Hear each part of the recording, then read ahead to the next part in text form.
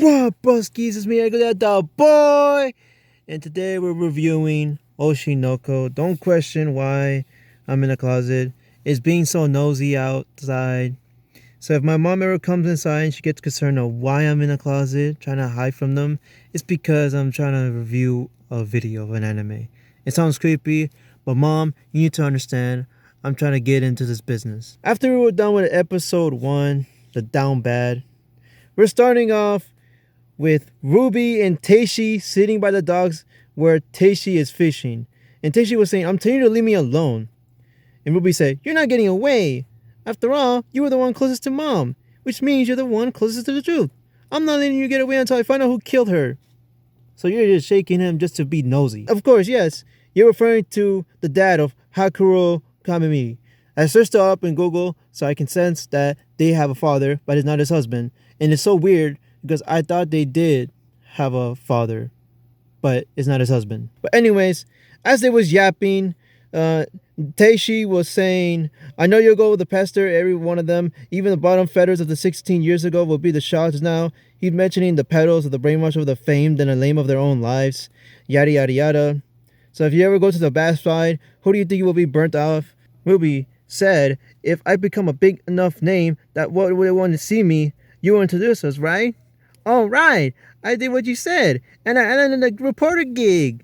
Ha! And Teishi, ooh, he caught you. Teishi, he caught you, but you try to pretend saying, on the deep thing? Taste of them ball. Way to go. That show has a lot of dusty eyeballs on it. Ah, yay.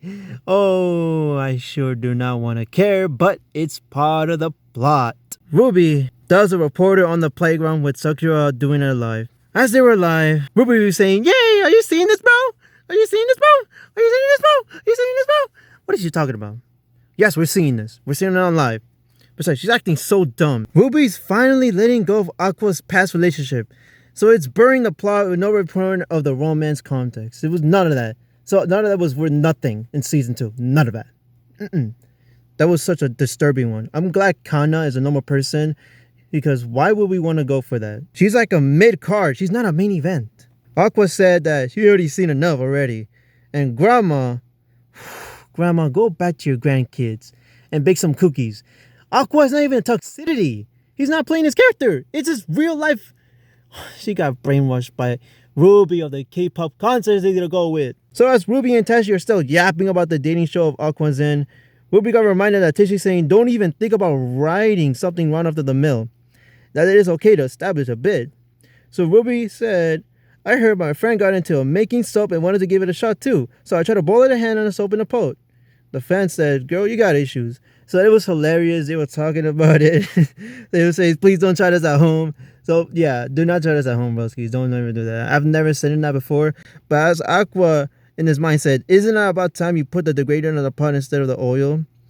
You established that that's so much. It became totally different story. Are you dumb? Are you? And Ruby was smirking. She was smirking like this.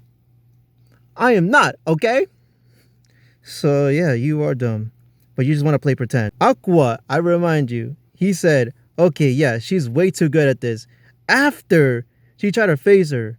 Because Ruby in her mind, she said, Aqua's sharp tongue might come in handy right now. So Ruby said it out loud. Do you think I'm stupid too, Oni-chan? Aqua said, obviously. The fact that we share the same genes makes it hard to sleep at night. Ugh. But shit, it still wasn't enough to make Ruby's phase. We gotta get a long time to be getting these arguments. They aren't even hitting at the same. It started where the hallway near the studio. Ruby and Sakura, she's purposely greeting him unexpectedly, including after the studio has the montage to praise, persuade, bright words. Yuki-san, another scooter today, huh? Yubri-san, have some tea, Yubri-san. How do you spend your days off, Yubri-san? I hated this. No fucking way we're talking about this. No. As it was montage going on, it was so much yapping. You already got the point. Sakura was disbelieving. He was pausing and staring into Ruby's masked up kindness. In his mind, he thought Ruby-chan's really going to be buttering him up lately because he is his love type.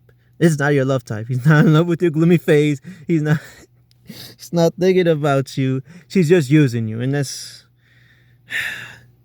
That's a cucked move for her to do that. As he was torn between a love interest and unaware he's manipulating her as a plaything, Sakura saying that, oh, there's his team that has an old-fashioned industry vets. Excuse me! His boss of HR. I told you to finish the corruptions for the report segment at the top of the hour. I popped them just now. Well, currently he didn't. Reason with them that there was perms that needed to be covered in the restaurants, down in the media, and it was all turned down. He was a fool. He smacks him with the newspaper. I wish he didn't deserve that. And Ruby didn't even do nothing but smile. She was smiling. That's all she did. This is exactly what you can't have in these girls like Ruby who are snakes out in the pit. Aqua's sketch at Ruby. Why? Well, it started at home. Well, Aqua's explaining the production company. He's saying, oh, that would be director of Roblox from the production company. Ruby's saying, production company? You're starting to sound like Rant from Persona 5. She didn't know anything. He had to write it down on a paper. We gotta go with the plot, broskies. We gotta go with the plot. Aqua didn't know any better. Aqua was referring to Sakura doing the strict rules because he was doing the copies, coffee, and carrier stuff. It was back on the director Oshi No that he used to work for the flagship TV station. And the HR boss had to explain that they don't watch TV these days. He didn't know which show they were talking about, Tokyo Grey or Tokyo Clone. Sakura was saying, you mean Tokyo Blade? And he actually corrected him. So he wants him to go around DMing them on the Twitter and to see if they can be on the board in no time. And it means 10 and no board in no time. That's a big no-no. As DMs decline on Sakura's request by the other companies in summer, it backfires on the HR boss plan until Sakura could get 10 when Ruby's around. Sakura was sitting by the staircase out in the sunny daylight. He is kind of anxious, like he couldn't do it at the night, but Ruby, talking about the gloomy face he had, he was there and he was going to cosplay, she was the first one. Yes, you're the first one. You're going to be joining the team. You would have been happy to cosplay, would you, Ruby-chan? And he did. Almost evening, Akane's first appearance on the season 3. Thank God Akane has appeared. She was touching the rain outside of the Future Studio lobby. She's in a disguise. And he saw, oh my God, Aqua.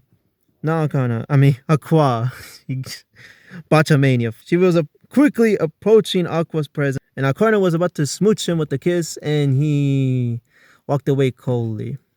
He did not seem to get the kiss, which something suspicious going on. As Aquana tried to kiss, but he couldn't lean in. It's just nothing is what they weren't going to mention in the why he didn't kiss her. So Akane mind said, I knew that Akana-kun was attached to Akana-chan. I realized it ages ago. Oh, here we go. He's talking about Aqua's best friend that should have been his love interest, leaning onto his own shoulders on the umbrella. She was yapping, saying, honestly, I don't really care that much because she's really good to me. Aqua's really good to me. Oh, he's really good to me. I don't care if Kana did not get the interest from Aqua to be his relationship. But I can't stop thinking about it. I can't stop thinking about it. Why you can't stop thinking about it around him? Do not do that. No girl should ever do that. And she has to keep saying it. Oh, she has to. Because Akane's boyfriend, Aqua, is too good for him to be a fake loyalty. He's a good boyfriend. Personally, that's really all they need. Wishing for more would just be greedy. I hear he hasn't met Akana-chan in ages, and he's been gone, no contact with her. It is so overkill that it shows that emotion is on his mind, which annoys me a bit. Let's stop talking about it. Talk about him. I already need to get out of my chest. As they finally arrive, Akana's place on her mom lives. Aqua drops her, and Aqua said, what time do you start at tomorrow? And Akana said, oh, I start up at the Fucho studio at 9 a.m. And I said, oh, that's pretty early. And Akana's flashbacks in the recall of season 2, Akane mind said, I was supposed to be his fake girl from a reality show, but Aqua-kun, the liar, is doing his best to not lie to me now. That makes me happy. Good. Talk about him. And the recalling.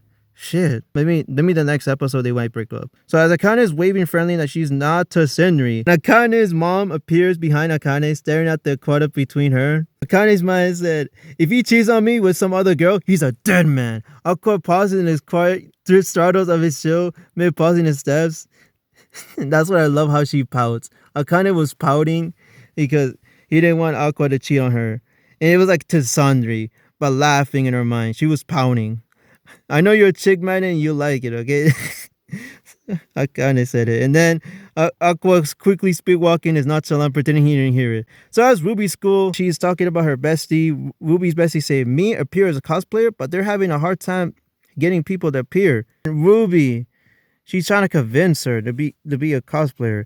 And she was on her phone. She didn't give a damn. She's like, she had an attitude. But now we have a new character. And it's gonna be Sakura's sister. His name is Mimi. So as Mimi enters Sakura's room where he does overtime secretly, he was asking for a charger or something about the Tornado certified. Mimi said, "Beside, why did you forget what I do? My voice will give it away."